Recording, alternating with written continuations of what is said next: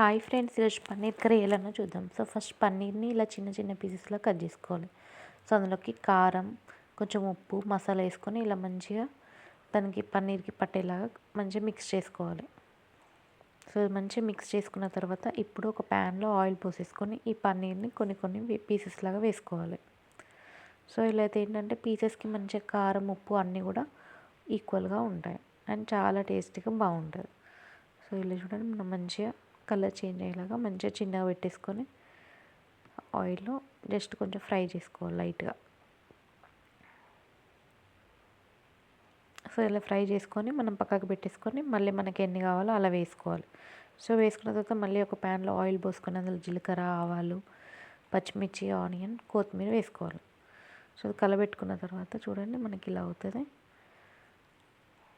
ఇప్పుడు అందులోకి సంబంధించిన బగారాకు, లవంగం అండ్ దానికి సంబంధించిన యాలకులు ఇవి వేసుకోవాలి.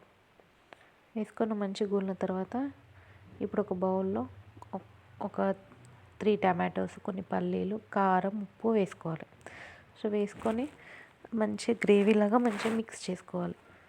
సో మిక్స్ చేసుకుంటే మనకి ఈ కన్సిస్టెన్సీలో వస్తుంది. సో ఈ కన్సిస్టెన్సీని మనం ఇందులోకి యాడ్ చేసుకోవాలి. ఇప్పుడు ఇందులో అల్లం వెల్లిపాయ పేస్ట్, పసుపు వేసుకోవాలి. సో మంచిగా బాయిల్ అవుతాయి కదా. సో ఇప్పుడు మనం ఏదైతే మిక్సీ పట్టుకున్నామో సో ఆ గ్రేవీ అనేది ఇందులో వేసుకోవాలి. సో వేసుకొని మనకు కొంచెం వాటర్ యాడ్ చేసుకోవాలి. అందులో మనకి ఏ కన్సిస్టెన్సీలో గ్రేవీ కావాలి. సో చూడండి మనకి ఇలా అవుతుంది. నేనైతే హాఫ్ గ్లాస్ పోసుకున్న వాటర్. సో మనకి ఇలా అయిన తర్వాత చిన్నగా పెట్టేసుకొని మంచిగా మూత పెట్టుకొని ఒక 10 మినిట్స్ మంచిగా కుక్ చేస్తూ ఉండాలి. మధ్యలో మధ్యలో కలబెట్టుకోవాలి. చూడండి ఇలా ఆయిల్ అంతా కూడా ఇట్లా పైకి రావాలి. సో ఇలా పైకి వచ్చినప్పుడు ఇప్పుడు ఇందులోకి కొంచెం కర్డ్ వేసుకోవాలి.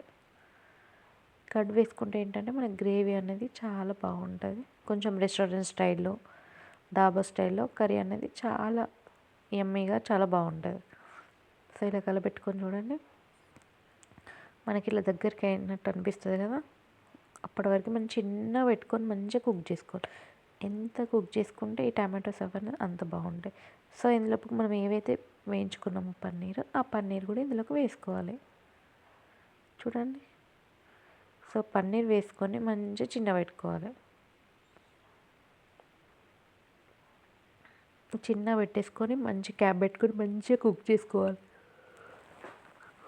సో ఈ పన్నీర్ కర్రీ మనకి చపాతీస్లో కానీ, బగారా రైస్ కానీ ఏదైనా వెజ్లోకి చాలా సూపర్గా ఉంటుంది. ఇప్పుడు ఫైనల్లీ కొత్తిమీర వేసుకోవాలి, అంతే.